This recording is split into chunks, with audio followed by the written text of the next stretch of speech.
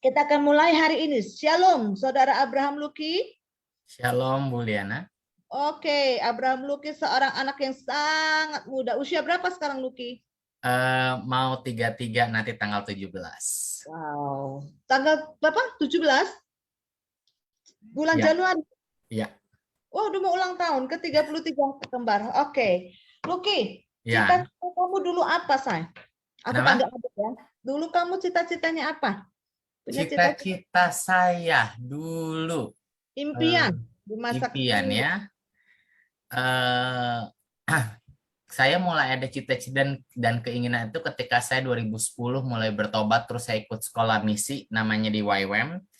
Saya sempat punya cita-cita ingin bisa sekolah ngambil di YWAM Perth untuk ngambil konseling. Gitu. Ya, setelah bertobat ya. Ya. Oke. Boleh ceritakan sedikit apakah masalah pertobatan ini merupakan satu titik yang terendah dalam hidupmu atau apa yang kamu rasakan sehingga tadi ada setelah bertobat? Oke. Oke. Sebelumnya Shalom Bapak Ibu sekalian. Ya, Shalom Radio Mandala Lampung. Ya. Perkenalkan, nama saya Evangelis Abraham Lukiliu. Saya adalah seorang full-time ministry yang bergabung dengan Badan Misi Internasional. Ya, saya bertobat 2010, saya ikut sekolah misi, lalu mulai melayani Tuhan dari 2010 sampai saat ini. Iya, saya rasa kalau saya pikir semuanya tentang kehidupan saya, semua adalah anugerah Tuhan. Yes. Karena kenapa? Dari 2010 saya tidak bekerja secara sekuler, saya tidak digaji oleh siapapun juga, tapi Tuhan cukupkan semuanya. Bahkan ketika ada panggilan pun saya ke India, Tuhan sendiri yang membuka semua jalan saya, Tuhan sendiri yang menuntun saya hingga saya bisa berada di India tahun 2018 dan 2019 selama 6 bulan. 2019 6 bulan saya ada di India. Ya, saya sangat bersyukur. Ya. Itu sudah kamu raih ya, impianmu ingin sekolah Alkitab, ingin menjadi penginjil, itu Tuhan sudah adakan hari ini ya. Iya. Dari 10 sampai saat ini ya. Iya. Sudah lakukan dan sudah adakan bagi kamu sudah ada di dalam satu wadah misi bahkan internasional. Iya. Luar biasa ya. Itu menjadi cita-citamu. Untuk pada saat apa yang membuat kamu rindu untuk bisa sekolah misi dan menjadi hamba Tuhan? Satu mungkin karena dorongan mentor saya. Dulu saya bertemu dengan satu orang mentor, dia membawa saya ke komunitas yang baik, terus juga ketemu dengan teman-teman yang juga misionaris, dan dari situ saya punya semangat, saya punya keinginan untuk sama seperti mereka. Oke. Begitu. Oke, jadi ada di dalam ada dorongan mentor dan juga komunitas misionaris ya, sehingga itu membuat kamu lebih lagi gitu ya. Iya, betul. Sebelum sampai di sana tadi saya tergelitik dengan kata sebelum bertobat. Apa sih yang membuat, apa sih pertobatan apa yang kamu bisa ceritakan hari ini sehingga hal ini bisa terjadi? Tentunya ya ada bagian kita, ada bagian Tuhan yang melakukannya. Bolehkah Luki bisa cerita sisi-sisi kehidupan yang Tuhan izinkan dalam hidupanmu sehingga semoga ini menjadi satu berkat untuk para anak-anak muda yang mendengarkan radio ini.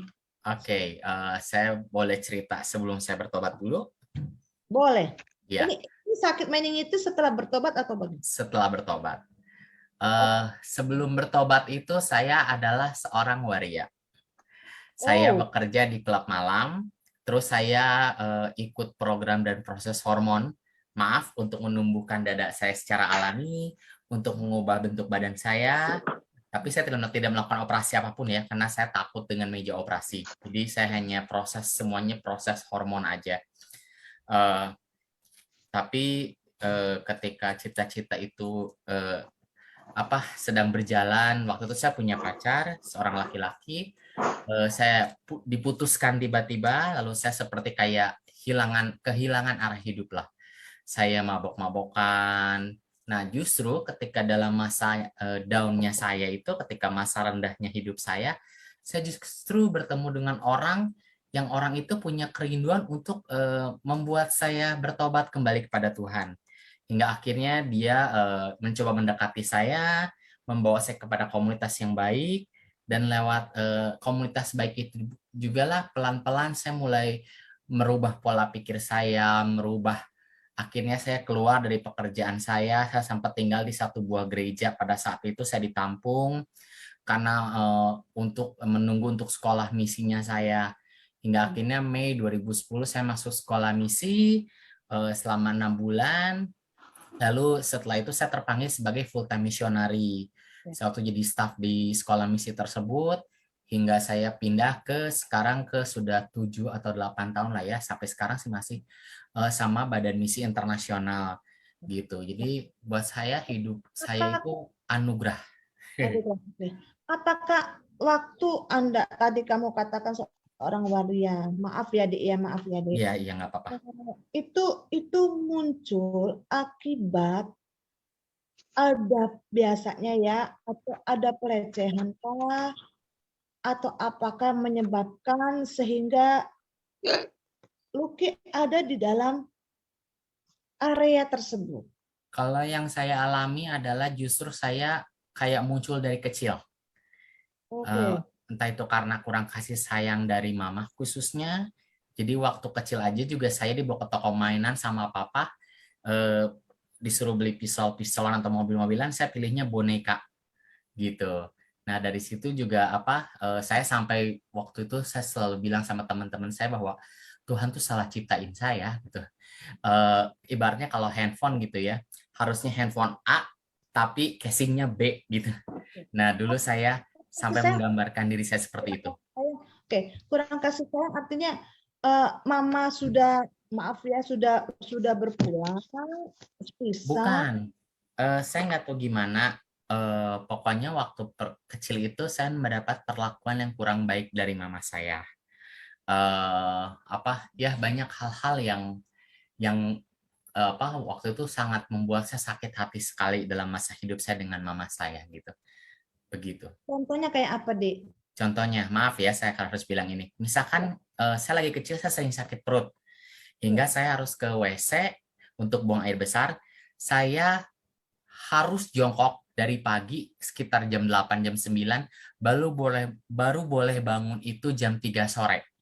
Jadi maaf, makan sarapan saya sambil jongkok, makan siang sambil jongkok. Nah, kalau udah sore saya baru boleh bangun. Kira-kira apa yang menyebabkan mama ngelakuin gitu, Dik? Saya kurang tahu pada saat itu apa penyebabnya, tapi yang saya tahu adalah juga, tapi saya nggak tahu ini iya apa nggak, tapi ini mungkin ya. Kan saya memang bukan anak kandung dari mama saya gitu. Saya ini hanya anak diangkat lah, karena mama saya waktu itu hamil anak kedua, terus ketika 7 bulan keguguran dan ternyata rahimnya harus diangkat, jadi tidak bisa punya anak lagi. Tapi waktu itu nenek saya punya bisnis dengan orang kampung, menjual ayam. Nah tiba-tiba si orang itu datang ke nenek saya kayak nawarin saya gitu. Dia alasannya karena anaknya sudah banyak. Nah waktu itu akhirnya nenek saya coba tawarkan ke mama saya dan papa saya, dan mereka setuju gitu untuk mengadopsi saya. Jadi kamu anak bagian mereka anak keberapa nih? Anak kedua. Anak kedua, Anak kedua. iya, Oke. Jadi dari sejak kecil sudah mendapatkan perlakuan yang tidak nyaman. iya betul, Kamu anak laki satu-satunya di keluarga itu? iya. Anak satu-satunya. Anak yang karena yang cici saya perempuan kan, jadi kalau cici saya anak kandungnya memang gitu. Ya, kami dua bersaudara. Oke, oke. Nah, pada saat kamu sakit hati sama mama, apa yang menyebabkan kamu kok timbul rasa waria itu? Mungkin karena juga waktu SMP saya ingat banget saya pernah ketemu orang terus saya dijahatin sama orang itu. Ibaratnya saya dilecehkan lah ya, Ya. gitu. Tapi justru ketika pelecehan itu terjadi, seudahnya justru membuat saya seperti apa ya, bisa dibilang ketagihan kali ya, ketagihan gitu, hingga saya apa chatting chatting pun saya dikenalin sama tukang warnet room untuk bertemu dengan orang-orang tersebut. Bahkan dari orang-orang tersebut juga tidak sedikit saya menjalin hubungan ya layaknya pacaran gitu. Waktu itu saya tinggal di Cianjur, di kota kecil, tapi saya bisa punya hubungan dengan orang di Bogor, di Jakarta, di Bandung. Terus saya bisa ke tempat mereka atau mereka yang ke kota saya pada saat itu.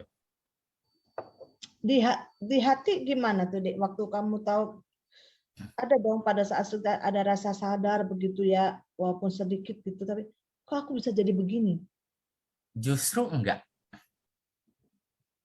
ada rasa kenapa ya saya begini. Justru saya malah yaitu saya menyalahkan Tuhan juga. Kenapa sih Tuhan lu ciptain gua gitu. Ibaratnya ya itu yang tadi saya bilang, handphonenya A, casingnya B gitu. Ya itu cerita masa lalu saya. Ya, ya. Nah, setelah diputuskan dan lain sebagainya, dalam titik terendah, jadi titik terendah kamu pada saat kamu kehilangan pacar tadi itu ya, Iya. diputuskan, hilang arah, waktu itu agak susah juga sih, waktu itu masih zamannya masih susah ya untuk tidak seheboh, tidak seluas sekarang ya untuk mencari orang-orang yang bisa senang sesama jenis ya. Kalau Iya. dulu kan masih agak susah dan tertutup ya. Iya.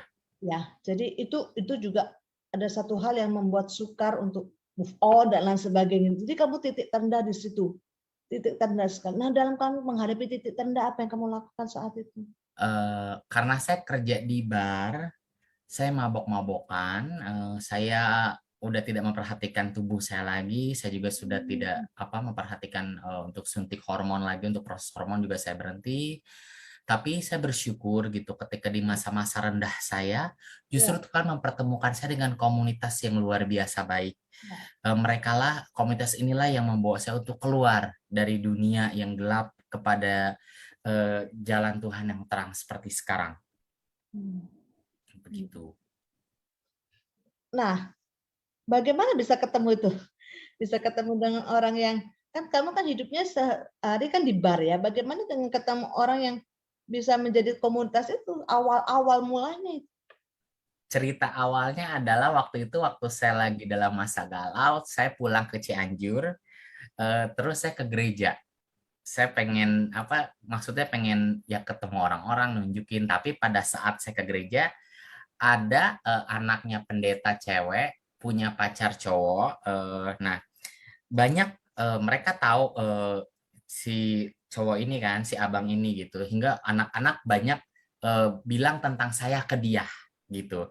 Nah, mungkin kalau yang saya tahu ya, si abang ini tiba-tiba kayak punya hati gitu untuk saya, punya hati dalam artian ingin membantu keluar dari dunia gelap gitu, hingga akhirnya dia eh, kita membangun komunikasi gitu. Nah, dari dialah justru saya dibawa kepada komunitas yang baik. Bahkan waktu saya sudah keluar dari kos-kosan, saya tidak tahu harus tinggal di mana. Kebetulan orang tuanya pendeta, punya gereja, ada pastori, saya sempat juga tinggal di pastorinya gitu. Jadi ya, prosesnya luar biasa sih. Tapi di sini kamu ada kerinduan ya, itu kan nggak mudah, hal gitu kan dijamah begitu ya, dideketin. Eh, ada nggak waktu penolakan sampai betul-betul klik gitu? Maksudnya? Ya kan untuk diajak ke jalan yang baik itu kan agak susah ya biasanya ya orang Oh ya, iya. nggak Eh, nyaman dong gitu. Iya, sempat, tapi entah bagaimana caranya itu orang, pokoknya itu membuat saya juga sangat nyaman. Jadi mungkin mereka punya misi, mereka dia dan teman-temannya, tapi tidak secara langsung gamblang, tidak Oke, secara langsung frontal gitu. ya. Justru waktu itu malah ada satu orang gereja saya frontal ke saya malah kan saya sudah Kristen dari kecil. Ketika dia mencoba membacakan ayat sama saya gitu kan, ayat itu bertobatlah bla bla bla bla. Terus saya balikin lagi tentang ayat tentang kasih Tuhan gitu. Jadi malah jadi perang ayat. Tapi justru orang ini dan komunitas ini tidak seperti itu.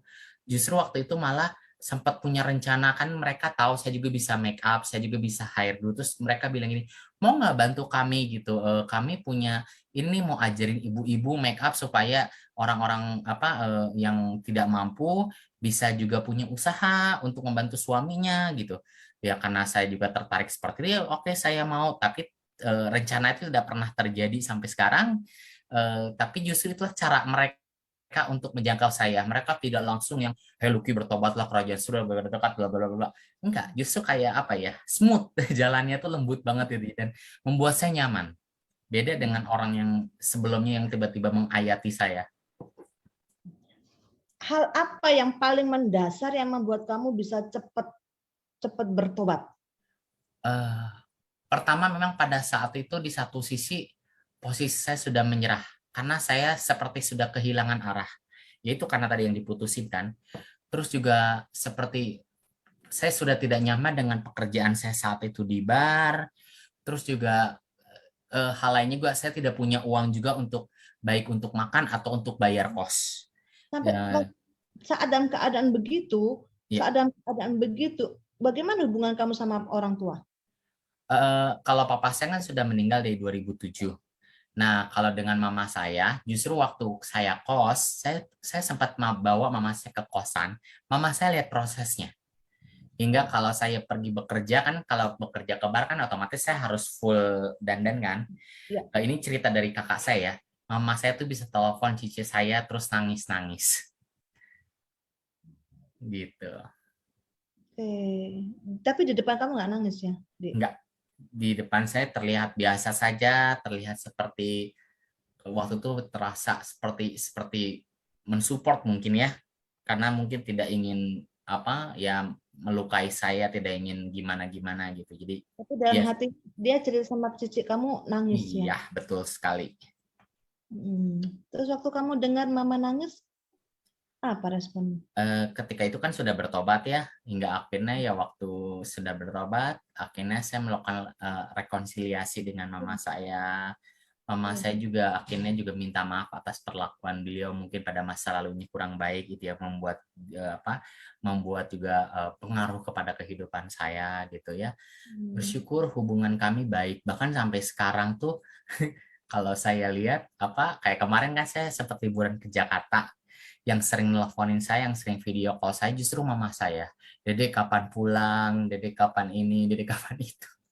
Jadi Ada tulis dia status sampai ya, kata status cici gitu saya, ya. dia sampai punya kalender khusus tulisin tanggal saya. Hmm. Jadi berbalik sekali ya, Ya, 380 derajat ya. betul. Kasih kasih seorang ibu itu yang dulu kamu tidak dapetin ya, sekarang dapat Ya, dapat banget. iya. Meskipun lucunya gini, Tuhan juga ya, mungkin saya tidak dapat banyak kasih ibu dari mama saya. Justru Tuhan bisa kirim ibu-ibu lain untuk mengasihi saya. Ada satu ibu orang Makassar yang tiba-tiba sangat sayang sama saya di SOS. Terus juga ada satu ibu orang Batak yang ketemu nggak sengaja, tapi Ya. tiba-tiba dia bisa sayang saya, dia bisa angkat saya sebagai anak. Terus juga ada belum lagi di kota Cianjur juga ada dua ibu yang sangat sayang sama saya. Jadi saya merasa wow gitu, apa ya, Tuhan itu baik banget ya, ketika kita kekurangan kasih justru Tuhan akan memperlengkapi gitu dengan caranya dia gitu, dan itu luar biasa.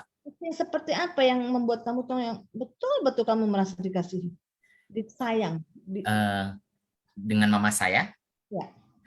eh, ya sekarang kalau waktu ketika saya jatuh sakit seperti sekarang, mama saya itu sangat apa ya, perhatian sama saya, Hmm. apa sangat care gitu, apa ya, mengasihi saya sekali sampai eh, hal yang terkecil yang pengen saya lakukan pun sama mama saya, misal contoh cuci baju lah, contoh ngapain, saya bisa gitu cuci baju, tapi karena pokoknya nggak boleh gitu. Jadi udah baju kumpulin ntar mama yang cuci gitu, kayak gitu-gitu gitu. Terus juga ada banyak hal yang saya rasakan bahwa ya apa ya, gimana ya perasaannya, pokoknya beda lah gitu. Oke. Eh, kamu sakit meningitis tahun berapa, Sang? Meningitis itu saya didiagnosa meningitis itu ketika 2020 saya masuk rumah sakit pertama kali di bulan April. Oke, gejalanya gimana, Dok? Jadi gini, Gejalanya.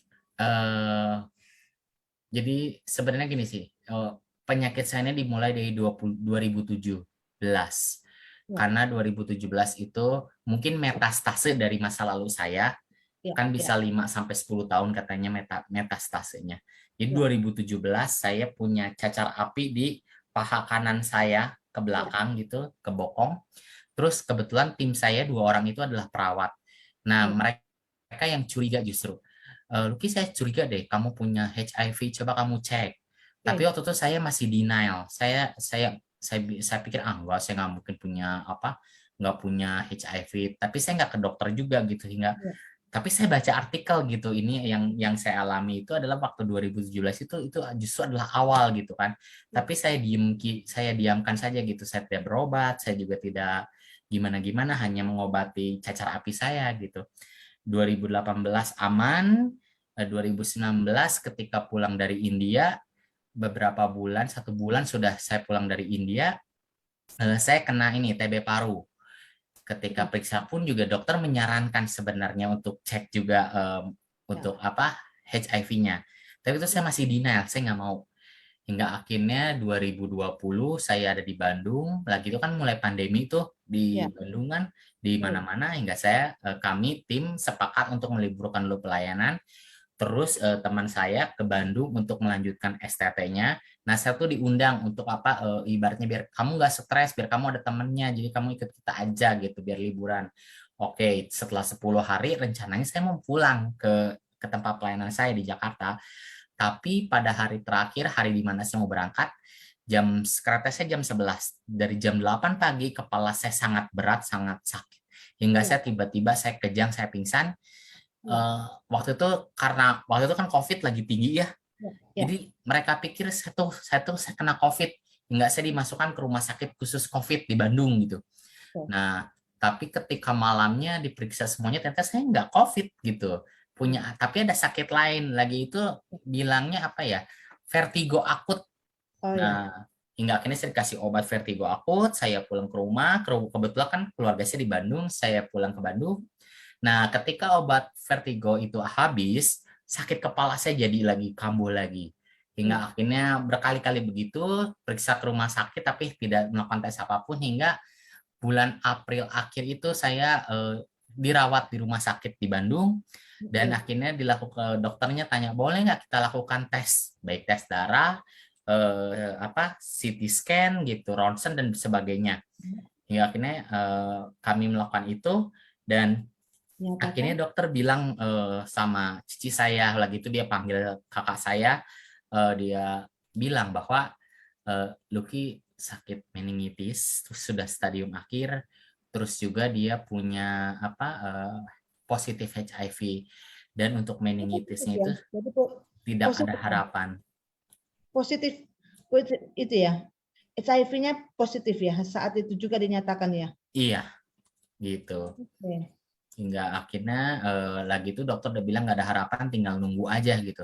Nah waktu itu cici saya pulang ke kamar saya nangis-nangis terus saya tanya kenapa ada apa gitu akhirnya mungkin cici saya nggak tahan untuk menahan itu dia cerita sama saya dek dokter bilang gini-gini akhirnya saya memutuskan Cik pulang pulang kalaupun saya harus meninggal saya pengen meninggal di rumah saya pengen lihat mama karena kan lagi masa pandemi kita tak takut dong bawa mama ke rumah sakit jadi waktu kami pulang paksa lah ibaratnya pulang paksa. Nah, di rumah, benar di rumah saya udah nggak bisa ngapa-ngapain. Pada saat itu badan saya sangat kurus, hanya 35 kilo. Makan pun juga tiap makan muntah, hingga akhirnya cici saya punya akal kasih makan saya itu mulai dari susu, dari mulai serelak, dari mulai bubur yang ditepes, bubur, pokoknya kayak anak bayi lah gitu bertahap. Nah, udah gitu dia panggil terapis, ada orang yang mau ke rumah untuk tusuk jarum dan bekam saya. Nah, dari situ saya direkomendasi ke rumah sakit terdekat gitu. Ya. Nah, terus saya akhirnya melakukan pemeriksaan di situ. Ada satu dokter yang dokternya baik banget sampai waktu saya ke rumah sakit itu dia bilang, gini, loh, saya tahu kamu dulu yang salah masuk ke rumah sakit ini kan apa COVID kan gitu. Saya Oh, tahu kamu karena saya hafal nama kamu unik gitu. Terus ya. dia bilang sama saya penyakit saya, tapi kalau dokter yang satu kan yang awal kan sudah bilangnya tidak ada harapan. Kalau Ya. ini beda, dia bilang gini, Memang kalau dari hasil jelek, maksudnya ini udah nggak bagus. Tapi jangan jangan khawatir, jangan nyerah. Yang penting kamu harus rutin minum obat ya. Saya kasih kamu obat, kamu harus rutin minumnya. Dia bilang gitu. Hingga akhirnya saya ikutin sarannya dia. Terus kalau yang satu saya kan ketemu dua dokter. Kalau dokter saraf pas lihat semua hasil tes juga itu juga agak ini sih. Dia bilang, aduh gawat, gawat. Ini kamu bisa cacat. Ini kamu bisa pokoknya bisa lumpuh, bisa apa, bisa ini, bisa itu gitu. Nggak, saya kayaknya kesel banget sama ini dokter yang kedua gitu. Sampai kedua kali saya periksa, saya langsung dia mau ngomong apa saya nggak dengerin, tapi saya tanya sama dia. Jadi dok kapan saya mati? Saya langsung tanya gitu dok, langsung kayak Dari stres dua gitu. diagnosa tadi dokter, dua diagnosa dokter tadi mengenai Mhm. meningitis itu dan HIV, Iya. mana yang membuat kamu paling down? Yang membuat saya paling down itu justru ya itu dua-duanya. Satu ya meningitis sudah stadium akhir, itu down banget. Terus juga yang kedua adalah HIV gitu. Saya tahu itu adalah apa ya akibat dosa masa lalu saya. Itu dua itu bikin down sekali gitu. Ya, Mm-mm. apa saat kamu down apa yang kamu rasakan?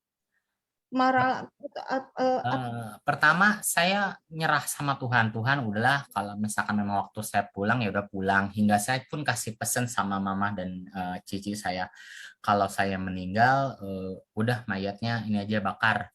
Abunya tolong buang ke Cianjur gitu. Buang ke kuburan papa gitu. Seperti itu. Oke, oke. Hari-hari kamu berserah ya sama Tuhan karena memang berat ya untuk hal Iya, itu. hingga akhirnya ketika dalam masa-masa down-nya saya, masa-masa lemahnya saya, tiba-tiba entah gimana caranya, ya lewat kakak saya juga sih, saya ketemu komunitas namanya SOS. Kayak gitu. Oke, Terus saya pertama kali ikut SOS Bandung itu Agustus 2020. 20 ya. Iya, tapi dari situlah justru saya mendapatkan apa ya, ya punya teman-teman, punya sahabat-sahabat Ya. menguatkan saya gitu. Jadi dalam masa-masa kamu sudah berserah, Mm-mm. kamu ketemu dengan komunitasnya. Apa yang bisa kamu dapat dari komunitas ini dari SOS ini? Pertama saya dapat kekuatan, Oke. dari ternyata yang sakit parah kan kan kalau di Yesus kan ada cerita-cerita orang sakit ya. Ya. Ternyata yang sakit parah tuh bukan hanya saya gitu. Oke. Dan banyak mukjizat Tuhan yang terjadi sama orang sakit gitu kan. Ada yang sembuh, ada yang apalah, apalah, apalah. Itu yang membuat saya, belum lagi juga perlakuan orang-orang SOS terhadap saya tuh, mereka tuh apa ya, nerima lah ibaratnya. Mereka Ya. tidak menjudge saya, tidak menghakimi saya meskipun mungkin mereka tahu sakit saya gitu, tapi mereka tuh kayak kasih semangat saya gitu. Dan itu yang membuat saya sangat luar biasa gitu. Hingga akhirnya tadinya hubungan saya dengan Tuhan tuh seperti saya udah kayak udah males-malesan mau ngapa-ngapain gitu, udah pokoknya udah tinggal nunggu aja lah ibaratnya. Tapi pada satu malam tiba-tiba saya udah tidur nih, tapi tiba-tiba Tuhan kayak bangunkan saya Ya. untuk melakukan penyembahan dan doa gitu. Hingga akhirnya ya udah saya cuma nurut aja. Ketika saya melakukan penyembahan, saya dapat satu lagu judulnya Tuhan Tak Pernah Gagal. Ku Ya. percaya kau Tuhan yang tak pernah gagal. Terus kedua saya dapat ayat di 1 Petrus 2 ayat 9.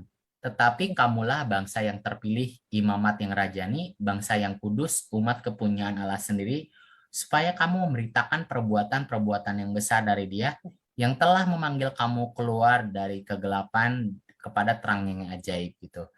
Dan perjalanan saya pun juga sampai sekarang, kalau saya boleh bilang dan saya boleh akui, itu juga nggak mudah. Kadang intimidasi itu ada ya, sehingga saya masih kadang up and down gitu. Tapi saya bersyukur gitu bahwa ketika saya down, ada orang-orang, ada teman-teman saya yang menguatkan saya gitu. Waktu kamu Bahkan down, waktu bahkan kamu saya coba terbuka juga dengan komunitas gereja saya. Saya pikir mereka akan menjauhi saya, mereka akan kayak, ih si Lucky punya penyakit kayak gitu. Tapi enggak, ketika saya mencoba terbuka, mencoba jujur, mereka justru peduli dan mereka sangat care gitu, dan mereka support saya luar biasa gitu. dan itu Dan sangat juga dibutuhkan ya, sangat dibutuhkan ya oleh seorang yang sakit tuh support tuh luar biasa ya. iya, betul. Saya bersyukurnya itu saya bertemu dengan orang-orang yang mensupport saya luar biasa, baik keluarga, teman-teman rohani saya, teman-teman gereja saya, mereka tuh tidak apa ya, tidak menjas saya, tidak yang gimana-gimana. Justru mereka menguatkan saya, mencoba bangkit, ayo bangkit gitu. Udah kamu jangan nyerah. Sampai kemarin ketemu pun juga kami juga mereka yang nggak antipati gitu, nggak. Justru mereka peluk gitu, terus ngobrol, mereka yang ngajak saya bercanda, ajak saya sharing gitu. Sekarang bagaimana keadaan kamu? Keadaan Udah saya udah di puji meningitisnya? Kalau meningitisnya setelah pengobatan selama 1,5 tahun, Ya. kemarin bulan 9 tahun lalu saya dinyatakan sembuh dari meningitis Puji Tuhan. gitu. Terus Oke. untuk HIV-nya Ya. saya belum periksa lagi sih, cuman kemarin sempat pas periksa hasilnya jelek, tapi dokter yang bilang malah tanya gini, ini kamu mah jeleknya karena kamu stres ya, dia bilang gitu.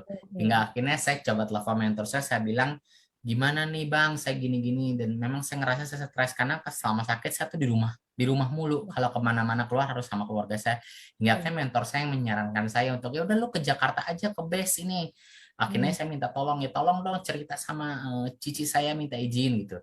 Akhirnya mentor saya minta izin sama cici saya pun juga telepon beberapa orang yang dia kenal untuk minta kayak konfirmasi, ini si Lucky gimana nih, boleh nggak nih ke Jakarta nih gini-gini. Tapi ternyata jawaban semua luar biasa, mereka semua bilang ya boleh, nggak apa-apa, itu untuk kesehatan si Lucky, nggak apa-apa, suruh aja pergi gitu, Ya. yang penting harus tetap dijaga aman gitu, Ya. itu Oke. gitu. Saya mau kasih kesaksian. Ada seorang teman saya juga mengalami hal yang sama seperti kamu untuk HIV. Mm-mm. Ya. Setahun 2 tahun dia mengalami stres yang luar biasa. Iya, Tapi katakan pada saat dia bertobat, Tuhan pulihkan pelan-pelan. Dan amin. 2 tahun dia tuh masuk dalam pelayanan, saya mentor dan lain sebagainya. Puji Tuhan akhirnya dia dinyatakan bebas sembuh dari HIV. Wow, Ya, iya, nah ini satu sudah Tuhan sembuhkan meningitis. Saya percaya Tuhan akan sembuhkan kamu. yes, Ya, amin. Tuhan akan sembuhkan kamu, tepakan janji Tuhan. Oke. Nah, apa komitmen kamu ke depan, Luki? Hanya dengan satu kalimat saja. Eh, saya akan tetap melayani Tuhan. Oke, tetap melayani Tuhan. Ya, Ya. Dan kamu berasa nggak bahwa apa yang kamu butuhkan, yang tadinya kamu haus akan kasih sayang seorang ibu, kamu dapatkan tapi pada waktu kamu dalam keadaan sakit. ya, Ya, itu itu itu itu terjadi ya. justru yang membuat saya sangat terharu dan membuat saya sangat luar biasa gitu ya. Sekarang tuh saya bisa merasakan bahwa mama saya tuh sangat sayang sama saya gitu. Gambarkan, Mama, gambarkan dengan satu kata untuk mama kamu hari ini. ah, Kata Gyokcu ya. iya, eh, iya mama saya tuh apa ya? Kalau dibilang satu kata kayak satu-satu ini kayaknya nggak cukup. Cuma saya bisa merasakan betapa apa ya, mama saya sangat membela saya, mendukung saya gitu. Bahkan kalau saya merasa lagi down, saya nangis, mama saya yang suka bilang, udah jangan nangis-nangis, jangan pikirin yang berat-berat, yang aneh-aneh, udah yang penting ketawa aja, ketawa, happy aja. Jadi kayak membuat saya apa ya, semangat gitu. Oke, jadi betul-betul hari ini melimpah dengan kasih mama kamu sayangnya. Iya Ya, betul. limpah ya. Mm-mm, Biasa ya. mm-mm. Biasanya kan ada orang tua yang malas dalam keadaan sakit ditinggal, tapi dalam keadaan sakit malah mama lebih menunjukkan kasihnya ya. Iya, dia lebih perhatian, lebih sampai apa? Kalau makan pun ditanya, Dek udah makan di kamar aja ya, jangan makan ke bawah gitu. Nggak mau, pengen ke bawah gitu, pengen bareng-bareng. Nah, terus juga baru-baru ini saya dapat ayat juga lagi di Ayub 42 ayat 2. Ya. Ternyata ini agak apa ya, konfirmasi dari sebuah lagu yang tadi. Aku tahu bahwa engkau sanggup melakukan segala sesuatu dan tidak ada rencanamu yang gagal.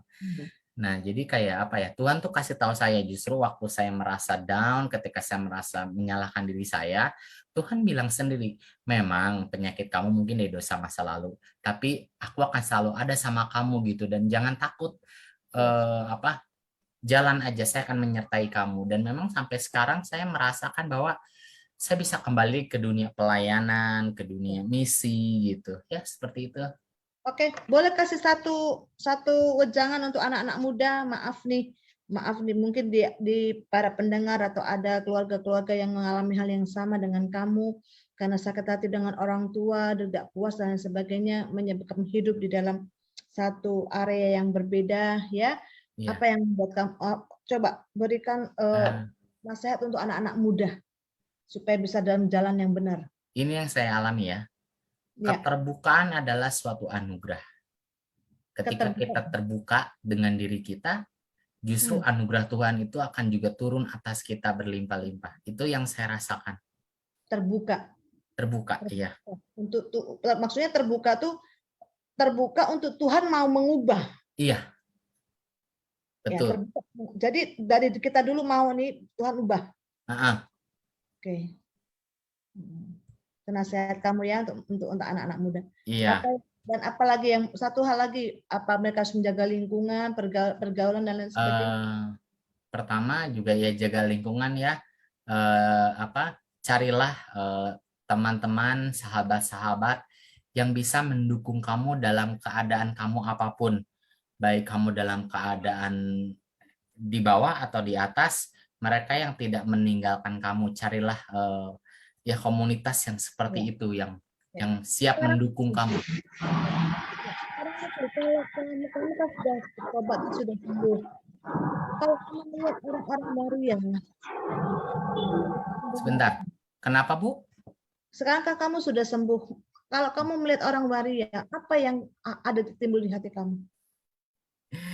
Eh, Kamu Kalau nangis. saya memang jujur panggilan saya juga bukan ke waria. Oke. Tapi ketika saya melihat waria, saya cuman sedih. Dan saya selalu bilang dalam hati saya, Tuhan, semoga dia juga suatu saat bisa bertemu dengan Tuhan, Ya, bertobat dengan ya. sepenuhnya, seperti itu.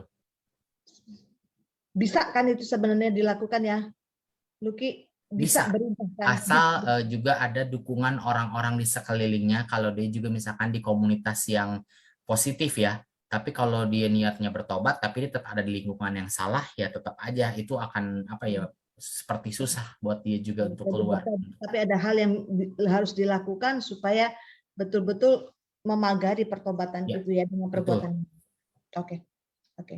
Oke, Luki, terima kasih untuk pengalaman hidup yang luar biasa, dan Luki hari ini bersaksi untuk memuliakan nama Tuhan dan juga iblis dipermalukan. Hmm, Ya, Luki menjadi seorang pemenang yang luar biasa. Saya percaya Luki akan sembuh total. amin. Akan sembuh total.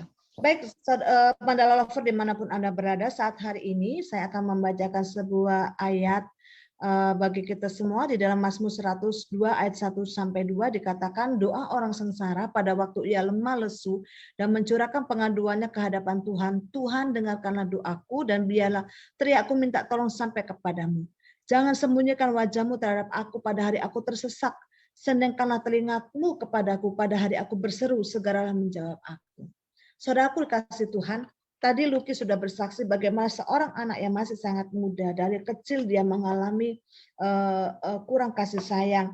Yang kedua, dia mengalami pelecehan seksual, dan itu terjadi pergumulan-pergumulan yang berat dalam hidupnya. Jadi manusia, walaupun dia kecil, walaupun dia tua, ternyata manusia itu memiliki masalah berbeda-beda. Ya, baik itu masalah hidup, baik itu masalah ekonomi, baik ekonomi pekerjaan, rumah tangga, teman, sakit, penyakit, ataupun juga masalah kejiwaan, kurang kasih sayang dan lain sebagainya. Ya saudara, ada orang yang bijak bisa mengatasi masalah, tapi ada pula orang yang nggak bisa menyelesaikan masalah, nggak kuat. Ya, contohnya seperti Raja Saul, dia salah dalam mencari solusi. Saat dia dan tentara Israel menghadap tentara Filistin, Saul takut sekali. Ya, kenapa? Karena dia merasa roh Tuhan itu telah undur darinya. Dia pergi mencari solusi yang lain. Dia pergi ke dukun, dia pergi ke Endor, ya, dia pergi ke Endor ketemu dengan seorang ahli roh tenung dan memanggil arwah. Iman yang kuat bisa hilang saat Tuhan meninggalkan kita sehingga dia tidak mendapatkan solusi. Nah, pada saat kita menghadapi masalah, sebenarnya kita butuhkan adalah solusi. Ya, kalau tadi Saul tidak bisa mencari solusi yang benar, dia malah mencari alternatif, dia bisa lari dari solusi yang Tuhan yang harusnya dia datang kepada Tuhan. Nah, sekarang kita lihat ada seseorang yang mencari solusinya datang kepada Tuhan, yaitu Raja Daud. Pada saat Raja Daud ada masalah, menghadapi masalah, dia datang kepada Tuhan. Dia ngaku dosa. Seperti tadi Luki ngomong, Kalau memang ada mau pertobatan, ada satu perubahan, jangan malu untuk terbuka sama Tuhan. Betul ya Luki ya? Artinya apa? Jangan malu untuk dikoreksi sama Tuhan, mengaku ini loh aku Tuhan. Ini loh aku, dan aku mau untuk apa diperbaiki, aku mau untuk dijama, untuk diubah. Nah, saudara, Daud datang kepada Tuhan, dia mengaku dosa-dosanya. Apa contohnya? Membunuh tentaranya. Daud mengambil istrinya. Dan Tuhan sangat murka terhadap Raja Daud. Tapi Daud deket terus cari Tuhan. Dia ngomong, aku salah Tuhan, dan memang solusinya ada di dalam tangan Tuhan. Nah, Daud mencari solusi dengan cara apa? Dia bertobat, mengakui kesalahannya. Dia mohon ampun pada Tuhan. Bahkan dikatakan Bapak Ibu dalam 2 Samuel 12 ayat 7 sampai 25 dia berpuasa dan tidak melanggar perintah Tuhan lagi. Artinya apa? Hidup dalam kebenaran seperti tadi Luki. Kalau memang kita sudah mau bertobat, kelakuan kita pun juga harus kita jaga, betul ya? Jauhi lingkungan yang kurang baik. Jauhi hal-hal yang membuat kita ditarik kembali sama mereka. Nah, Daud pun melakukan sama, tidak mau melakukan dosa lagi, menjaga hidupnya sesuai dengan kebenaran. Saudara, kita sama-sama memiliki masalah. Tetapi bila salah mencari solusi, maka bedanya hasilnya akan beda.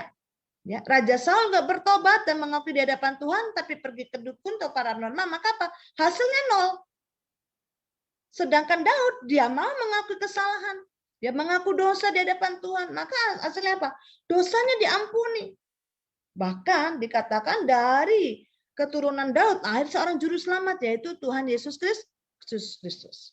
Jadi saudaraku, apapun pergumulan kita, ya anak-anak muda, hari ini mungkin engkau ada di dalam wadah yang seperti Luki yang lama, ya carilah Tuhan Yesus. Karena Tuhan Yesus adalah solusi, adalah jawaban bagi orang-orang yang sedang patah semangat. Puji Tuhan, di dalam saat masa kekelaman Luki, Bapak Ibu tahun 2020, ya dia ditinggalkan oleh pacarnya, dia merasa terpaling bawah, ya. Maaf, 2010 ya, dia mengalami itu. Nah, disitulah Tuhan menghampiri Luki. Tuhan menghampiri, Tuhan pakai anak-anaknya. Ya, saat itu Luki sudah give up, ya sudah angkat tangan. Dia sudah merasa banyak hal yang Luki alami pada saat itu. Dia rasa direndahkan, dilecehkan, merasa dihargai, nggak ada artinya dan lain sebagainya. Waktu berkecamuk. Ya. Nah, disitulah Tuhan menghampiri melalui teman-teman hari saat itu. Dia membuka hati untuk mau. Ya, waktu itu dia udah patah semangat, banyak beban. Ya, mana pekerjaan begini lagi, aduh lagi seret buntu. Maka tuh datang kepada Tuhan. Datang kepada Tuhan Yesus Kristus, maka Tuhan akan memberi jawaban segala apa yang kau minta dan kau butuhkan, dan Dia akan memberikan kelegaan kepada saudaraku. Dia adalah jalan, kebenaran, dan hidup. Amin. Dalam Yohanes pasal 14 ayat 6 saya katakan dia adalah jalan kebenaran. Dia adalah jalan kebenaran dan jalan kehidupan. Ada lagunya ya, engkau jalan kebenaran dan jalan kehidupan, itu yang Yesus katakan. Aku percaya, amin. Ya. Saudara, dia adalah jalan. Sesulit apapun masalah kita, Tuhan Yesus adalah jalan menuju sukacita. Karena dia akan menolongmu pada saat yang tepat. Pada saat yang tepat. Karena apa? Kita tidak akan dibiarkan tergeletak, Bapak Ibu. Tetapi pada saat yang tepat, dia akan mengirimkan para malaikat yang menolong kita. Nah, Luki, saatnya tepat. Dan Luki, saat yang tepat itu juga Luki membuka hati. Nah, itu saatnya kairosnya Tuhan. Ya, Luki tangkap tuh kairosnya Tuhan. Mungkin akan cerita beda kalau Luki hari itu nggak tangkap kairosnya Tuhan, waktunya Tuhan. Ya. Dikatakan dia adalah kebenaran. Dia adalah tempat yang benar untuk mengadu. Tempat yang benar untuk mengeluh, untuk mencari pertolongan. Bukan kedukun, bukan orang pintar. Ingat tuh Bapak Ibu, peramal apapun tuh hanya orang biasa. Ya, dia adalah orang biasa. Kalau dia mau kaya, dia harusnya bisa mengkayakan tuh dirinya sendiri. Jadi jangan pergi ke tempat-tempat yang salah. Ya, dia tuh hanya katakan Tuhan tuh hanya sejauh doa kok. Sejauh doa, seberapa banyak kau berdoa, seberapa dekat itu juga Tuhan ada bersamamu. Ya, dengan menyebut nama Tuhan di dalam doa-doamu, maka saya percaya Dia akan mengabulkan doamu. Dia adalah hidup. Dalam Tuhan Yesus akan terpancar air-air kehidupan. Rohmu akan menyala-nyala. Ada kuasa, ada mujizat akan terjadi padamu. Saya percaya. Ya, setelah Luki menjadikan Yesus dia adalah jalan kebenaran, Luki sudah mulai membentengi hidupnya dengan perbuatan-perbuatan yang baik, melayani, mendoakan orang-orang sakit. Ya, bahkan saya lihat kemarin Luki juga sudah memberitakan firman Tuhan. Ya, itu ada sesuatu hal yang Tuhan kerjakan untuk pertumbuhan. Ya, maka di situ Bapak Ibu, roh Luki tetap menyala-nyala, Dan mujizat Tuhan kerjakan, dia sembuh dari meningitisnya. Ya, sembuh dari meningitisnya 1,5 tahun dia berjuang dari tahun 2020 dan Tuhan sembuhkan dari stadium 4 tuh Bapak Ibu, nggak main-main loh. Ya, nggak main-main ini. Tapi itu puji Tuhan, itu adalah mujizat. Kenapa? Karena Tuhan adalah Allah yang hidup. Ya, oleh karena itu Bapak Ibu berbahagialah orang sedang menghadapi kesulitan dan kebuntuan. Tetapi berbahagialah orang malam ini itu pada saat dia datang sujud kepada Tuhan, ya. Maka Tuhan akan memberikan sukacita, memberikan kuasa mujizat secara ajaib. Dia akan menyembuhkan. Percaya saja kepada Tuhan. Maka tembok tebal, gunung batu bermasalahan akan dilenyapkan daripadamu. Di dalam kesesakan, kuasa dan pertolongan Tuhan itu sangat terbukti sekali. Oleh karena itu mari Mandala Lover dimanapun Anda berada, dalam setiap pergumulanmu di tahun yang baru ini, hanya satu yang kau kerjakan. Datang pada Tuhan. Percayalah kepadaku.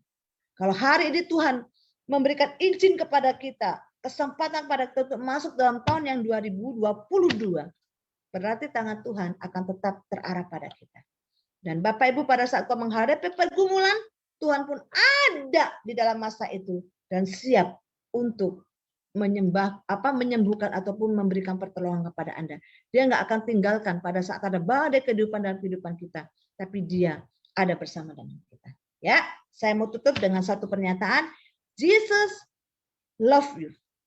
Jesus ada untuk engkau. Yesus ada bersama dengan engkau dan Yesus ada di dalam engkau. Selamat memasuki tahun yang baru bersama dengan Tuhan. Ya, dan ini menjadi satu bekal dalam kehidupan kita untuk kita tetap percaya kepada Tuhan. Amin untuk firman Tuhan.